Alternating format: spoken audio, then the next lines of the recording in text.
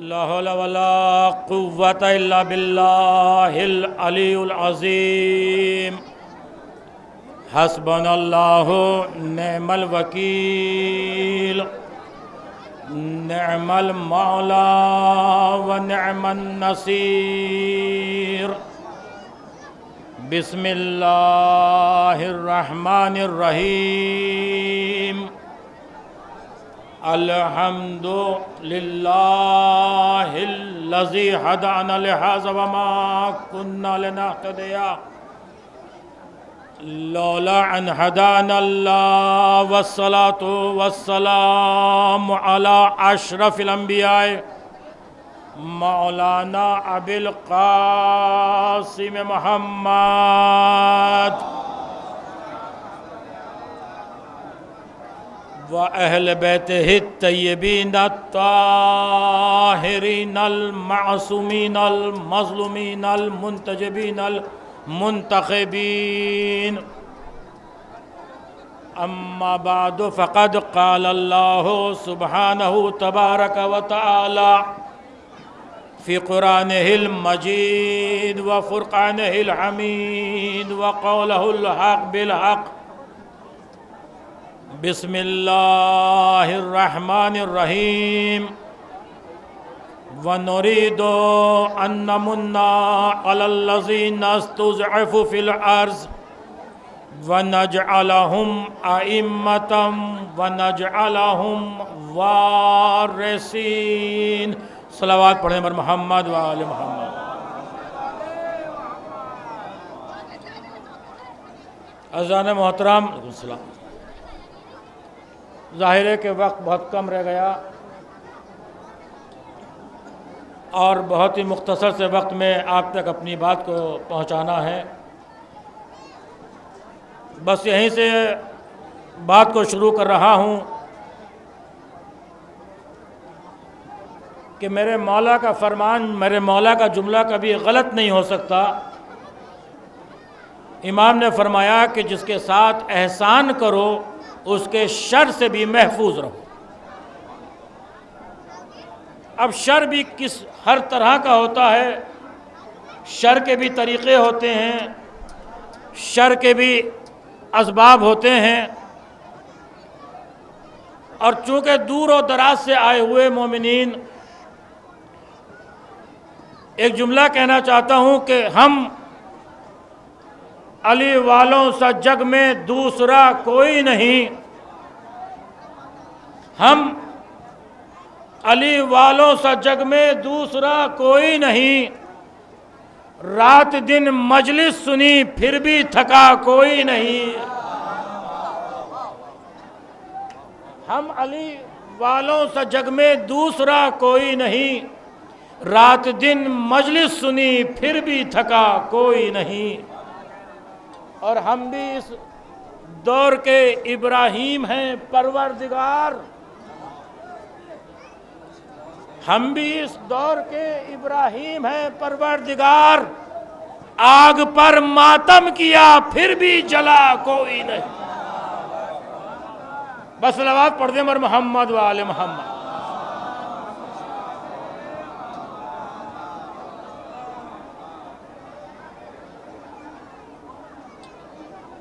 دور و دراز سے آئے ہوئے مومنین،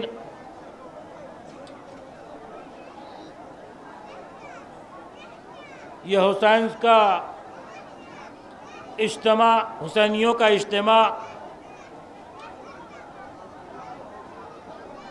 دنیا کو ایک پیغام تو ضرور دے رہا ہے. توجہ کیجئے، ایک میسج تو ضرور دے رہا ہے کہ آؤ اور آ کر دیکھو. اتنا زمانہ گزر جانے کے باوجود بھی اتنے لوگ یزید کے نام پر جینے کے شوقین نہیں ہیں جتنے حسین کے نام پر مرنے کے شوقین ہیں. میں نے کہا وقت نہیں ہے، میرے ساتھ بولیں گے تو لوگ جانتے ہیں میں اسی طرح سے بات آپ تک پہنچاؤں گا.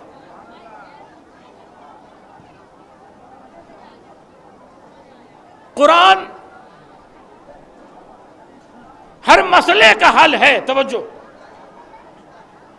ہر سوال کا جواب قرآن میں، ہر مسئلے کا حل قرآن میں، ہر مرض کی دوا قرآن میں، ہر دوا کی شفا قرآن میں. لیکن قرآن صرف کوئی یہ سمجھے کہ تلاوت کرنے سے ہدایت مل جائے گی. توجہ کیجیے گا کہ ہم تلاوت قرآن کریں، قرآن کو پڑھیں تو ہدایت مل جائے گی. صرف تلاوت سے ہدایت نہیں ملتی، اور اس کی سب سے محکم دلیل یہ ہے کہ اگر تلاوت سے ہدایت ملتی تو مکے میں کوئی کافر نہ رہتا. کیا سن رہے ہیں؟ توجہ چاہتا ہوں. میں نے کہا وقت نہیں ہے، بہت کم وقت ہے. بھئی ہم تو قاری قرآن سے قرآن سنتے ہیں نا، ہم تو حافظان قرآن سے قرآن سنتے ہیں. انہوں نے تو مرکز قرآن سے قرآن سنا ہے. اس کے باوجود بھی ابو لہب رہا، ابو جہل رہا. تو معلوم یہ ہوا کہ تلاوت شرط ہدایت نہیں ہے. پھر قرآن سے پوچھئے کہ شرط ہدایت کیا ہے. قرآن بتائے گا وَهُدًى لِّلْمُتَّقِينَ. کیا سن توجہ کیجئے گا، هُدًى لِّلْمُتَّقِينَ. پہلے متقی بنو پھر قاری بننا.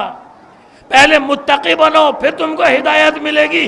یعنی اگر متقی بن کے قرآن پڑھو گے تو تمہیں قرآن میں علی ولی اللہ بھی نظر آئے گا. متقی بن کے قرآن پڑھو گے تو قرآن میں مجلس و ماتم بھی نظر آئے گا.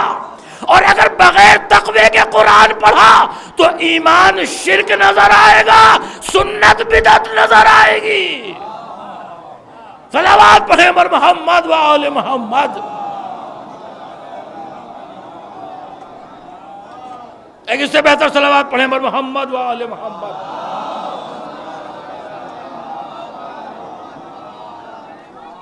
غور فرمایا کہ کیا کہنا چاہتا ہوں بات کو. ہدی للمتقین. دیکھیے ہدایت کے 4 مرکز ہیں جنہیں قرآن پہ جن کی نگاہ ہے، جو قرآن پڑھتے ہیں انہیں متوجہ کر رہا ہوں. علماء کرام تشریف فرما ہے ان کی موجودگی میں. ہدایت کے 4 مرکز ہیں، توجہ کیجئے گا. 4 سینٹر ہیں، 4 ارکان ہیں جہاں سے ہدایت ملے گی. ایک اللہ ہادی، دوسرا رسول ہادی، تیسرا کعبہ ہادی، چوتھا قرآن ہادی. میں نے کہا توجہ رکھیے گا، علمی گفتگو آپ تک پہنچا رہا ہوں. پہلا اللہ ہادی، اللہ ہدایت کرتا ہے.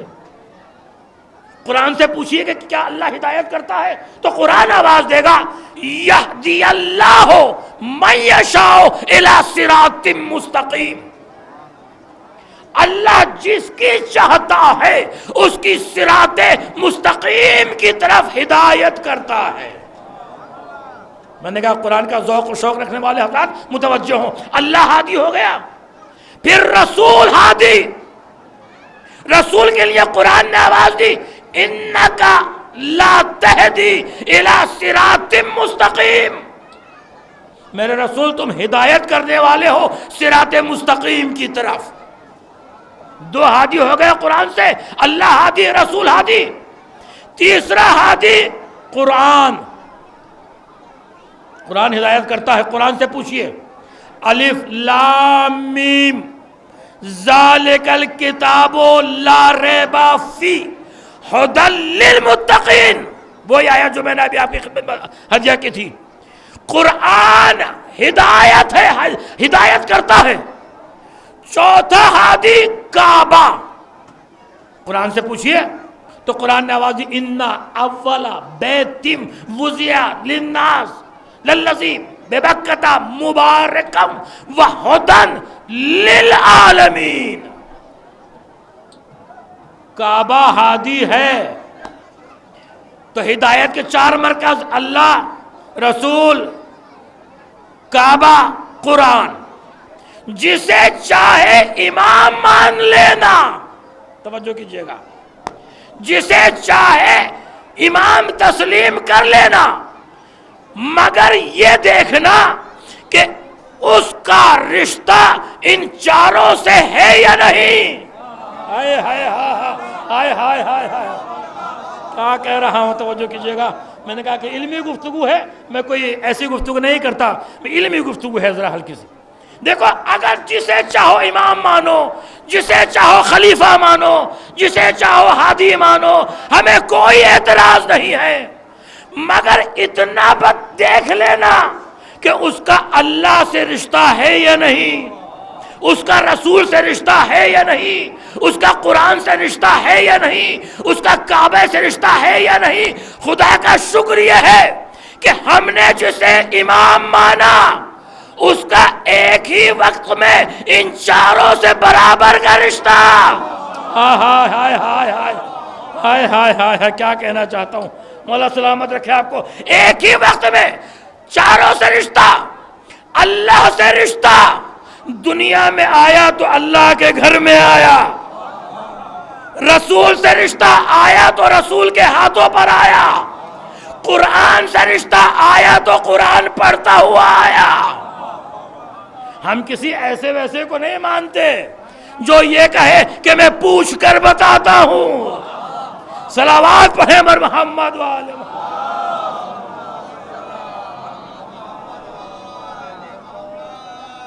اور فرمایا آپ نے، دنیا کہتی ہے کہ آپ اللہ سے نہیں مانگتے، علی سے مانگتے ہیں.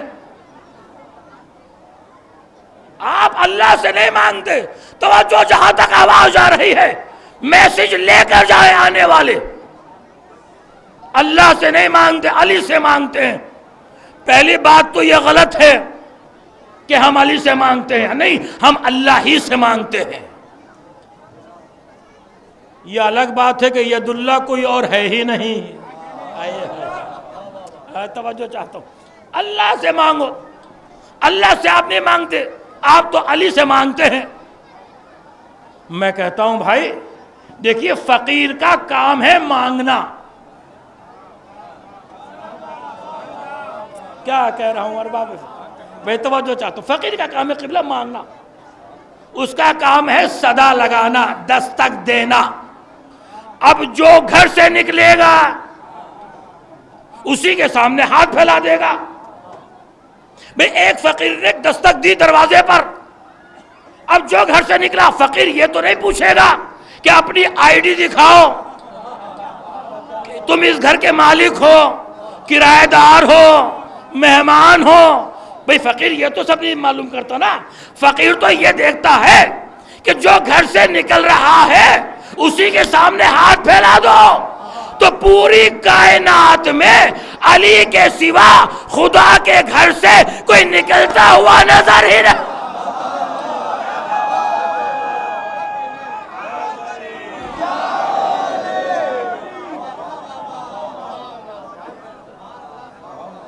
ہمیں بتاؤ کہ علی کے گھر سے، خدا کے گھر سے کون نکلا ہے سوائے علی کے؟ علی سے. یہ دیکھیے، بس اللہ، بس اللہ، اللہ کے علاوہ کچھ نہیں، بس اللہ. جو کچھ ہے وہ اللہ کرتا ہے. اللہ کی مرضی کے بغیر ایک پانی کا قطرہ نہیں گرتا. آپ دیکھیے بحث ہوتی ہے، لہذا بس اللہ کو مانو. یہ اللہ اللہ جو کر رہے ہیں یہ اللہ کی محبت میں نہیں ہے، اہل بیت کی عداوت میں ہے. بس اللہ سے مانگو. جو کچھ بھی کرتا وہ بھائی ٹھیک ہے، تسلیم ہے، مان رہے بھائی کہ جو کچھ کرتا ہے وہ ٹھیک ہے، اللہ کرتا ہے، اللہ کے علاوہ کچھ نہیں. ایک صاحب نے بحث کی، سب جو کچھ کرتا ہے وہ اللہ، اللہ کے علاوہ کچھ نہیں. میں کہتا ہوں ٹھیک ہے، صحیح ہے. تو جب وہ انہوں نے دیکھا، کہا کہ یہ بتائیے کہ کربلا میں بھی جو کچھ ہوا اس میں بھی تو اللہ کی مرضی شامل تھی، لہذا مجلسیں کیسی، ماتم کیسا، رونا کیسا. میں کہتا ہوں بھائی ٹھیک کہتے ہو، کہ ہر کام میں اللہ کی مرضی شامل ہوتی ہے، چلو میں تسلیم کر لیتا ہوں تھوڑی دیر کے لیے، مگر یہ بھی تو مانو کہ جب اللہ کی مرضی کے بغیر ایک پانی کا قطرہ نہیں گرتا، ایک پتا نہیں گرتا، تو یہ بھی تو تسلیم کرو کہ آج پوری دنیا میں جو مجلسیں ہو رہی ہیں اس میں بھی اللہ کی مرضی شامل ہے۔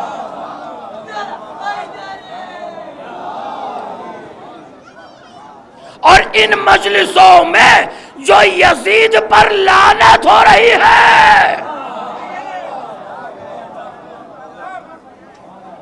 اس میں بھی تو اللہ کی مرضی شامل ہے۔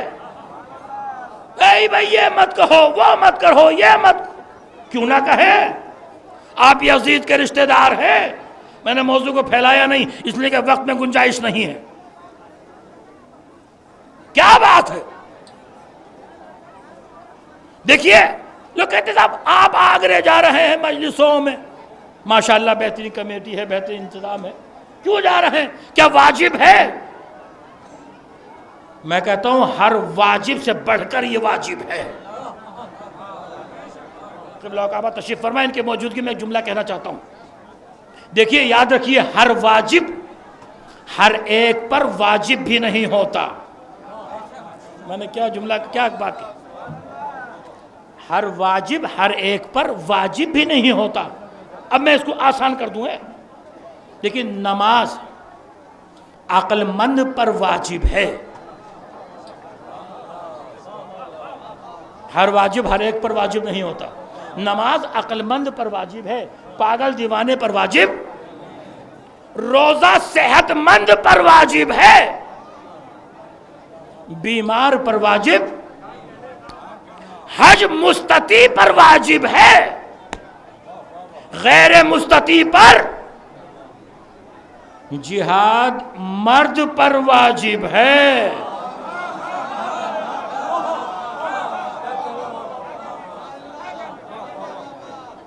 عورت پر واجب نہیں ہے۔ یہ الگ بات ہے کہ تاریخ میں کوئی عورت خود اپنے اوپر واجب کر لے، لیکن اسلام نے واجب ہر ایک پر واجب۔ دیکھیے لوگ کہتے ہیں کہ صاحب حج ہوتا ہے، بلایا جاتا ہے، اور کعبے میں مسلمان جاتے ہیں حج کے لیے۔ میں نے کہا بڑی خوشی کی بات ہے کہ اللہ بلاتا ہے، مجلسوں میں کیسے جائیں؟ تو یاد رکھیے حج ہے خوشی کا واقعہ، خوشی میں انوائٹ کیا جاتا ہے، بلایا جاتا ہے۔ آپ کے پاس جب کارڈ آتا ہے شادی کا تب آپ جاتے ہیں، بغیر کارڈ کے آپ نہیں جاتے۔ لیکن اگر کسی کا انتقال ہو گیا تو کیا آپ کارڈ کا انتظار کرتے ہیں؟ نہیں کرتے نا۔ جہاں سے جیسے اطلاع خبر مل گئی وہ، اور اس مرنے والے سے جیسے اس کے تعلقات ہوتے ہیں، ہائے ہائے ہائے کیا جو ویسے شرکت ہوتی ہے۔ تو حج ہے خوشی کا واقعہ، اللہ نے واجب کر کے ساری امت کو کعبے میں بلا لیا۔ محرم ہے غم کا واقعہ، محرم کا چاند نکل کر اعلان کر دیتا ہے کہ جس سے محمد سے تعلقات ہیں وہ آئے مجلسوں میں۔ اور اگر حج بغیر شیطانوں پر پتھر مارے مکمل نہیں ہوتا تو یہ مجلسیں بھی بغیر یزید پر لعنت کیے۔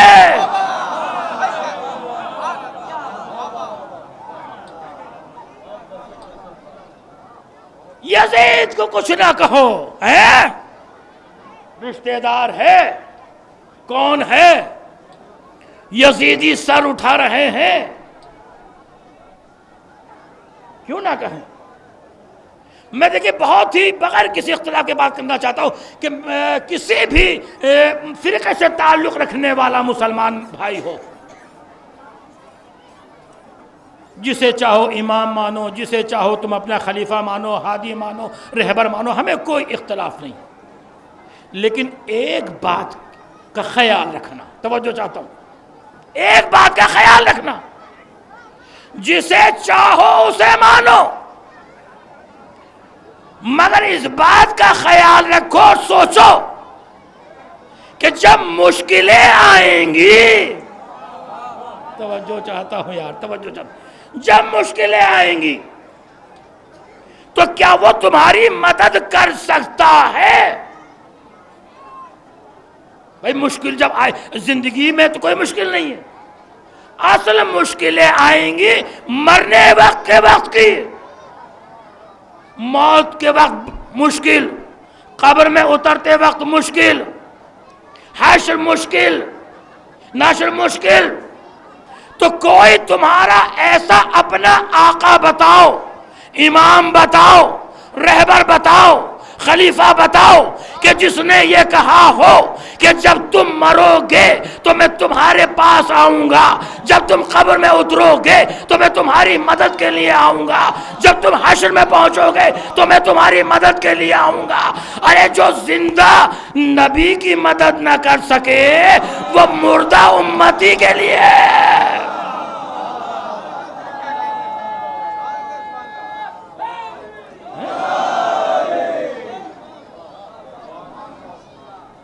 جو زندہ نبی کی مدد نہ کر سکے وہ مردہ امتی کی مدد کیا کرے گا؟ ایک اپنا رہبر، لیڈر، قائد ایسا بتا دو کہ جو یہ کہے کہ ہر مشکل وقت پہ میں آؤں گا تمہاری مدد کے لیے، جب تمہاری روح نکلے گی میں تمہاری مدد کے لیے آؤں گا۔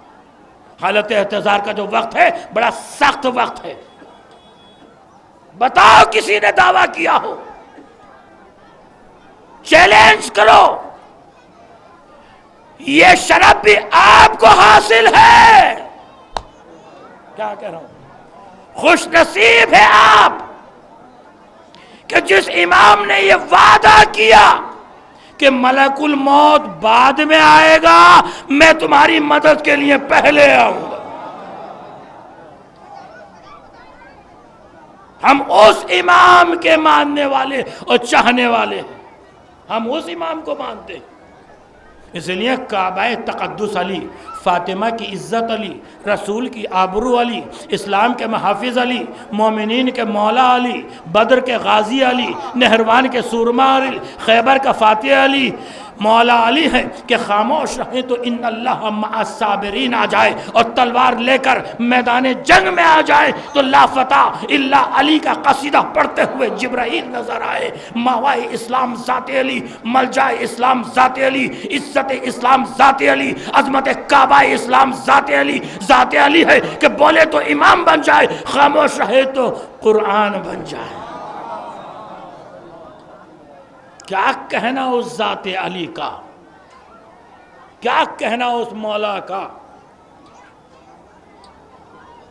کیا کہنا اس خانوادے کا۔ اور ایک بات اور یاد رکھیے، لوگ کہتے ہیں کہ آپ نعرہ لگاتے ہیں،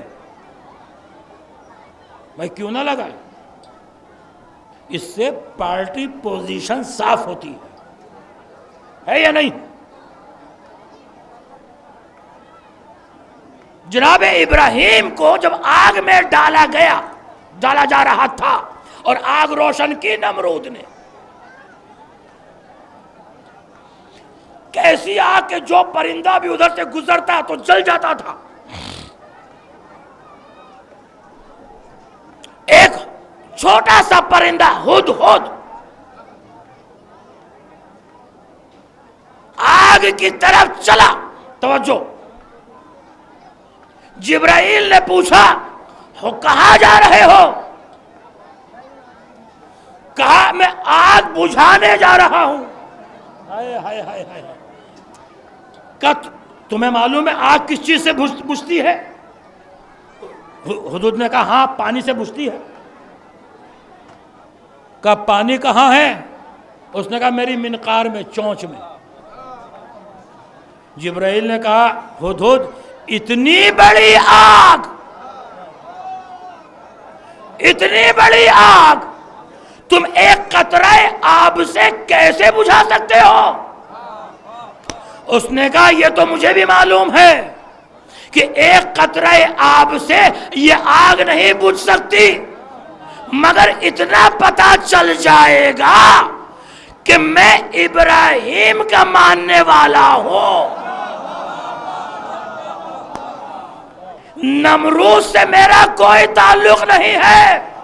بس ہم ان مجلسوں سے نعرہ لگا کر یہ بتانا چاہتے ہیں کہ ہم حسین کے ساتھی ہیں، یزید پالیس سے ہمارا کوئی تعلق نہیں ہے۔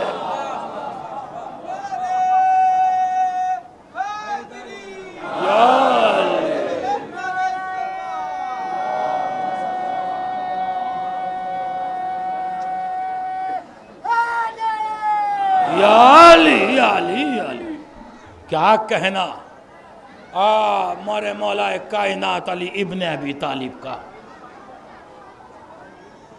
اور یہ بھی یاد رکھیے کہ یہ نعرہ حیدری ہم خود نہیں لگاتے،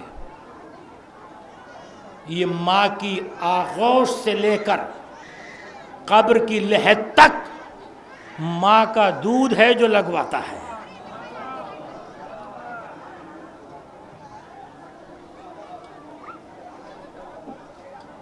یہ نام یزید آج داخل دشنام ہو گیا۔ کہیں پتا ہے باطلوں کا؟ کہاں ہے فضل بن روز بہان ابطال باطل لکھنے والا؟ کہاں ہے؟ یہ علماء کی خدمات ہے، اس لیے کہ یہ علی کے ماننے والے تھے۔ آج ابطال باطل لکھنے والے کا پتہ نہیں ہے، لیکن شہید کا مزار آج بھی روشنی دے رہا ہے۔ جس کتاب کے رد میں احقاق الحق لکھی مذہب حق کے لیے، تو دنیا کم از کم اتنا تو سمجھ لے، اتنا تو جان لے کہ جس کا وہ پیروکار تھا، دشمن اہل بیت اطہار رکھنے والے کی قبر کا بھی پتہ نہیں چلتا، اور فاطمہ جسے اپنا بیٹا کہہ دیں وہاں سے ہدایت ملتی ہے، نور ملتا ہے۔ یہ علماء کی خدمات کا اساس صلہ ہے، یہ ہمارے علماء نے خدمات کی ہیں کہ اپنی جان دے دی۔ صاحب احقاق الحق شہید کے لیے جملے کہنا چاہتا ہوں، وہ نہ آنے کا حق کیا ہوگا؟ آپ کے شاگرد نے کہا کہ اس کتاب کو آپ عیاں نہ کریں، اس کتاب کو آپ نہ دکھائیں، لوگوں کو چھپا دیں، آپ کی جان بچ جائے گی۔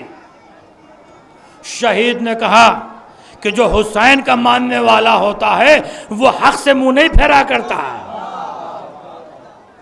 یہ میں نے جو لکھا ہے یہ حق لکھا ہے۔ اس وقت میں بھی اور ہر دور میں میثم نے مدح علی کے لیے زبان دی ہے۔ یہ شہید ثالث علیہ الرحمہ، بڑا کارنامہ۔ آپ سوچیں اور غور کریں کہ قاضی قضات آپ یہ سوچ کر آئے کہ کس کے یہاں جا رہے ہیں، کیوں جا رہے ہیں؟ آیا یہ جو قاضی نور اللہ شوستری علیہ الرحمہ، یہ ہمارے مذہب مسلک کے کتنے بڑے عالم تھے، جو ہم ان کی قبر پر آئے ہیں تو کم از کم تھوڑی سی معرفت لے کر جائیں۔ دور و دراز سے سفر کر کے اس سرزمین پر آئے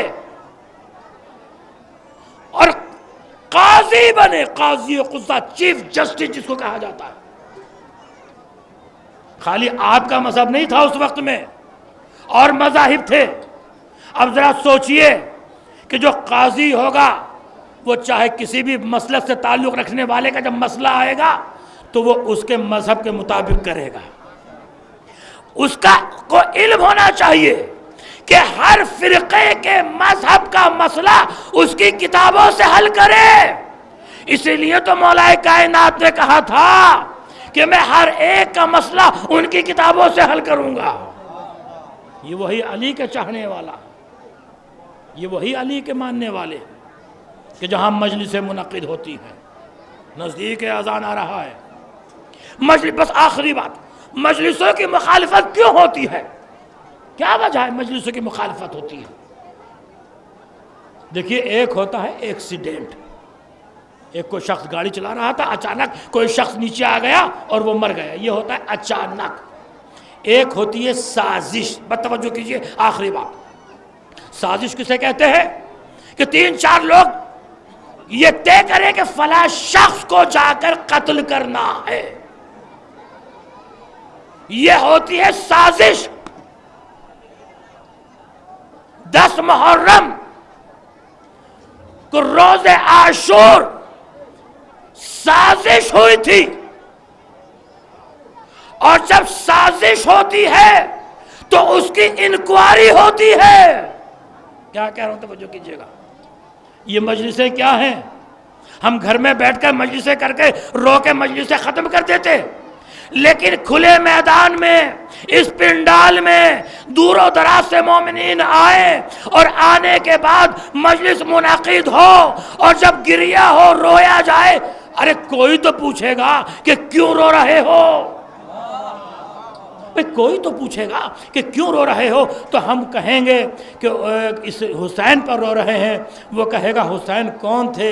تو ہم کہیں گے کہ وہ نبی کے نواسے تھے۔ وہ پھر پوچھے گا حسین کون تھے؟ تو ہم کہیں گے کہ حسین فاطمہ زہرا کے لخت جگر تھے۔ وہ پھر پوچھے گا حسین کون تھے؟ تو ہم کہیں گے جس کے لیے نبی نے فرمایا حسین منی وانا من الحسین۔ وہ پھر پوچھے گا حسین کون تھے؟ تو ہمیں بتانا پڑے گا کہ جس کے لیے رسول نے فرمایا کہ یا اللہ تو اس سے محبت کر جو حسین سے محبت کرے۔ وہ پھر پوچھے گا کہ حسین کون تھے؟ تو ہمیں بتانا پڑے گا کہ حسین وہ تھے جس کا جھولا جبرائیل جھلاتے تھے، میکائیل جس کی ناز برداری کرتے تھے۔ وہ پھر پوچھے گا کہ حسین کون تھے؟ تو ہمیں بتانا پڑے گا کہ جس کا باپ ساقی کوثر ہے۔ وہ پھر پوچھے گا کہ حسین کون تھے؟ تو ہمیں بتانا پڑے گا کہ جس کا دادا محسن اسلام تھا۔ وہ پھر پوچھے گا حسین کون تھے؟ تو ہمیں بتانا پڑے گا کہ جس کی دادی کے قدموں کی آہٹ سے کعبے کی دیوار میں در بن گیا۔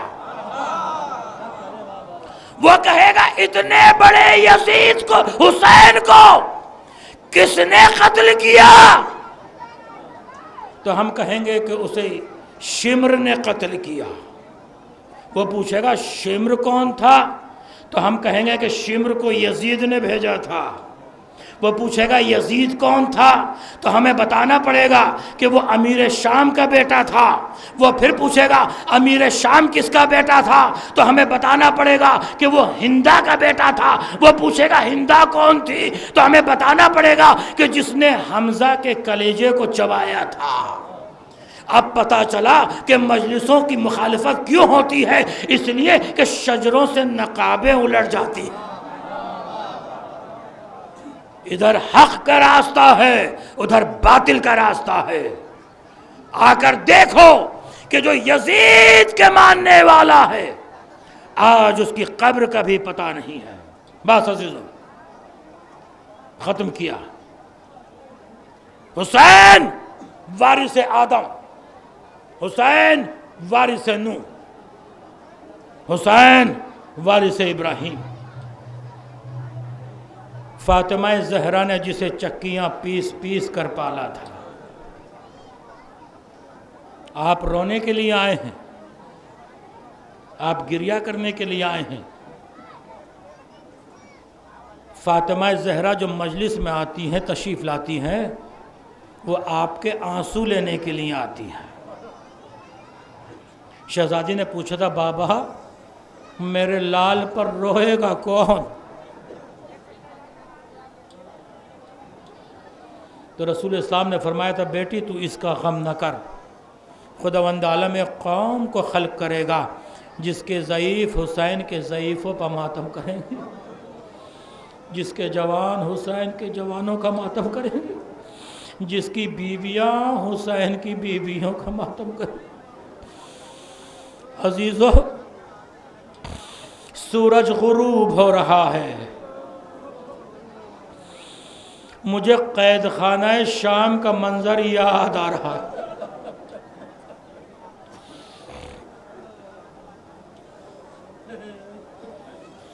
عزیزو، امام حسین فرماتے ہیں جناب زینب نے ایک دن پوچھا بھیا آپ سکینہ کو دیکھ کر روتے بہت ہیں، جب سکینہ آپ کے سامنے آتی ہیں تو آپ گریہ فرماتے ہیں۔ جملہ سنیں گے آپ امام حسین کا، بس مصائب کے لیے کافی ہے، ضروری نہیں کہ بہت دیر تک مصائب پڑھے جائیں، ایک جملہ رونے کے لیے کافی ہوتا ہے۔ امام حسین نے فرمایا بہن زینب اس کی عمر کم ہے، مصیبتیں زیادہ ہیں۔ ہائے ہائے ہائے ہائے۔ بس میں نے کہا کہ شام کا منظر ہے، دیکھیے جب شام ہوتی ہے، جب یہ وقت آتا ہے تو پرندے اپنے اپنے آشیانوں کی طرف جانے لگتے ہیں۔ آپ دیکھیے گا، دیکھتے ہیں آپ، جب شام ہوتی تھی تو جناب سکینہ در زندان پر کھڑی ہو جاتی تھی اور پوچھتی تھی پھوپھی اماں یہ پرندے کہاں جا رہے ہیں؟ جناب زینب فرماتی تھی بیٹی یہ اپنے اپنے آشیانوں میں یہ اپنے اپنے گھروں کو جا رہے ہیں۔ جناب سکینہ پوچھتی تھی پھوپھی اماں وہ کون سا دن ہوگا جو ہم اپنے ایک وطن چلیں گے؟ تھوڑی دیر کے لیے قید خانہ شام چلیے اور قید خانہ شام کا اپنے ذہنوں میں منظر لے کر آئیے کہ جس کی چھت نہیں تھی، دن کی دھوپ پڑتی تھی، رات کی اوس پڑتی تھی۔ ہاں عزیزو دیکھیں تاریخ کربلا میں دو نام ایسے ہیں کہ کافر بھی آنسو نہیں روک پاتا۔ عرض کروں دو نام کون سے ہیں؟ ایک جناب سکینہ اور ایک جناب علی اصغر۔ اور قیامت یہ ہے کہ دونوں کی ماں ایک ہے۔ ہاں یہ حق گریہ ہے، اس طرح ضرور دونوں کی ماں ایک ہے۔ مجھے نہیں معلوم کہ رباب سکینہ کا ماتم کب کرتی تھی اور اصغر کو یاد کب کرتی تھی۔ اجرکم علی اللہ، اجرکم علی اللہ۔ دیکھیں روایتوں میں ہے، مقاتل میں ملتا ہے کہ جہاں بھی مجلس منعقد ہوتی ہے وہاں 3 بیویاں ضرور تشریف لاتی ہیں۔ سمجھ گئے آپ 3 بیویاں کون؟ ایک نبی کی بیٹی، ایک علی کی بیٹی اور ایک حسین کی بیٹی۔ جناب سکینہ جب آپ کو روتا ہوا دیکھتی ہے تو پھوپھی اماں سے فرماتی ہے پھوپھی اماں کاش یہ رونے والے اگر کربلا کے میدان میں ہوتے تو شمر میرے تازیانے نہ لگاتا۔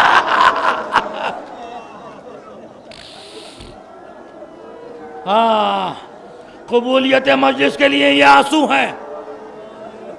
میں نے کہا کہ بس وقت ختم ہو رہا ہے، شام کا منظر لے آئیے آپ، قید خانہ شام کا منظر، کہ قید خانہ شام کا منظر کیا ہوگا۔ عزیزو قید خانہ شام میں جناب زینب نے فرمایا سکینہ عصر عاشور کے بعد آج تک تم سو نہ سکی ہو، نیند نہیں آئی ہے، بیٹی قید خانے میں کچھ دیر سو لیا کرو، بس اپنے گریہ کو آذان سے ملا دیجئے، بیٹی سکینہ سو جایا کرو۔ کہا پھوپھی اماں جب میں آنکھیں بند کرتی ہوں تو مجھے شمر کے تماشا یاد ہائے ہائے ہائے۔ ہاں یہ ہے بس یہ ہے حق گریہ۔ خدا ان آوازوں پر رحمت نازل کرے۔ یا اللہ ان آوازوں کا واسطہ آئیے، شہزادی آنسو لے جائیے، جو جہاں بیمار ہیں ان کو شفا عطا ہو۔ خاص طریقے سے شاکر رضا ہاسپٹل میں مریض ہے، پروردگار ان آنسوؤں کے صدقے سے انہیں شفا عاجلہ عطا فرمانا۔ بیٹی سو جایا کر کہا پھوپھی اماں سونا چاہتی ہوں. جب آنکھیں بند کرتی ہوں شمر تازیانے لے رہتا ہوا نظر آتا. پھوپھی اماں جب میں آنکھیں بند کرتی ہوں تو شمر کے ہاتھ میں بابا کا کٹا ہوا سا.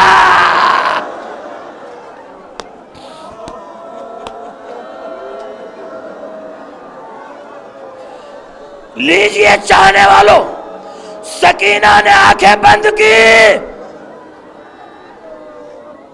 کچھ دیر کے بعد آنکھ جو کھلی تو سکینہ کی زبان پر تھے ہائے بابا ہائے بابا ہائے بابا ہائے بابا. جناب زینب نے فرمایا بیٹی تمہارا بابا کہاں ہے؟ تمہارا بابا تو کربلا میں شہید ہو گیا. کہا نہیں پھوپھی اماں، ارے ابھی میرا بابا آیا تھا، میرے بابا نے میرے رخساروں کا بوسہ لیا.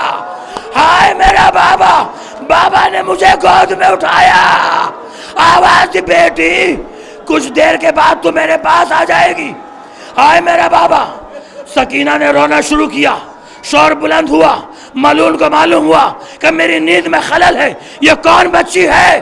کہ اپنے بابا کو یاد کر رہی ہے. کہ اس کے بابا کا سر بھیج دے.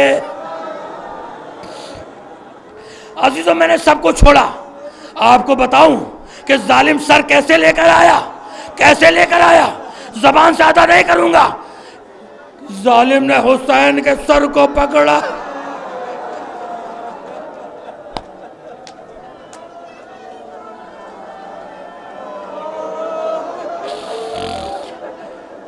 بیمار امام کے پاس لایا. بیمار امام نے ہاتھوں کو ہتھکڑی کو سنبھالا، بیڑی کو سنبھالا. ایک مرتبہ باپ کے سر کو لیا، سکینہ کو دینا چاہا کہ بھیا باپ کے سر کو روک دے. ایک مرتبہ سکینہ زمین پر لیٹ گئی، باپ کے سر کو لیا، اپنے سینے پر رکھا. ننھے ننھے ہاتھ باپ کے سر پر پھیرنا شروع کیے. اپنے ہاتھوں کی انگلیاں باپ کے سر میں کرنا شروع کی. آواز دی بابا آ گیا. ماتم کرو، ماتم کرتے رہو، ہاتھ سینے پہ مارتے رہو، ہاتھ سینے پہ مارتے رہو. بابا آ گیا. بابا میرا بابا، بابا بڑی تکلیفیں اٹھائی ہیں. بابا جو گوشوارے پہنائے تھے وہ ظالم نے چھین لیے. بابا میرے بازوؤں کے نشان کو دیکھو. بابا عجیب جملہ کہا، صاحبان اولاد ہیں. جملہ سن لیجئے. آواز دی بابا ارے جب تو زندہ تھا سکینہ تیرے سینے پر سوتی تھی. بابا آج آخری مرتبہ میرے سینے پر سو جا. سکینہ ماتم کرتی جاتی ہے. ہائے بابا ہائے بابا ہائے بابا ہائے بابا کرتے کرتے سکینہ کی گردن ڈھلک گئی. زینب آگے بڑھی، نس پر ہاتھ رکھا، آواز دی انا للہ. ہائے ہائے ہائے، یہ ہے حق گریہ. میں نے کہا کہ وقت پر تمام کر دوں گا. بابا سے بلند آپ رو رہے پروردگار ان آوازوں کا واسطہ جو مراد لے کر آیا ہے اس کی مراد کو پورا فرما دے. بس 2-3 جملے ہیں. شاید کسی بی بی کے پہلو میں سکینہ بیٹھی ہو، شاید فاطمہ زہرا بیٹھی ہو کہ میری سکینہ کے مصائب ہو رہے. ہاں آپ کے آنکھوں میں آنسو آ گئے. ماں اور بہنوں سے ہاتھ جوڑ کر جملہ کہنا چاہتا ہوں، اپنے بچوں کو کلیجے میں چھپا لو.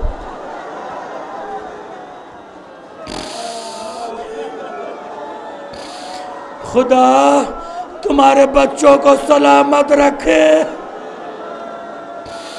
سکینہ روتے روتے خاموش ہو گئی. ایک مرتبہ غسالہ کو بلایا گیا. غسالہ آئی، اس نے چاہا کہ پیراہن کو جدا کرے، لیکن پیراہن کے ساتھ ساتھ سکینہ کا بدن کا گوشت. ایک جملہ پوچھا. غسالہ نے کہا اے بی بی اس بچی کو کیا بیماری تھی؟ ہائے ہائے ہائے ہائے ہائے، اس بچی کو کیا بیماری تھی؟ کہ اس بچی کو کوئی بیماری نہیں تھی، کہ پھر اس کا بدن نیلا کیوں ہے؟ کہ یہ شام و کوفہ کے تازیانے ہیں۔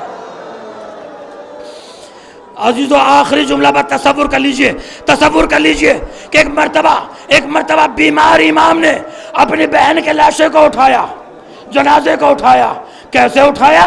یار تصور کیجئے، قبر کے قریب چلے، آہستہ آہستہ قبر میں اتارنا چاہا۔ یہاں پر روایت ایک جملہ اور ہے کہ قبر سے 2 ہاتھ بلند ہوئے، لاؤ میری بچی کو مجھے دے دو۔ ہائے ہائے، ہاں یہ ہے، پروردگار ان آوازوں پر رحمت نازل فرما۔ بس آخری جملہ، ایک مرتبہ جب سکینہ کو قبر میں اتارا، بیمار امام نے تعویذ قبر بند کرنا چاہا، سکینہ کے لبوں میں جنبش ہوئی، سکینہ کے لبوں میں جنبش ہوئی۔